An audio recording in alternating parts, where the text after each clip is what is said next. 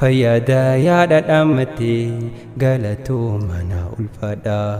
abbaataa hunda barsiiftee kalama rabbii guutuusaa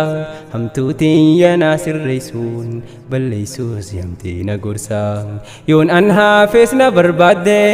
nan hifattu yaa barsiisaa gaafan an abdii muradhuus abshir rabbiitu laffisaa jecha asiin na dhaqqabdee yaa baaba khunaaf tinnisaa rakkoo balloon ta'e asumaa olmaan kee markaza keeysaa yaa ustaaz Adam Muhammad rabbiin kadhaa si milkeeysaa yaa ustaaz Adam Muhammad barakadhu siin eebbisaa rakkoo balloon ta'e asumaa olmaan kee markaza keeysaa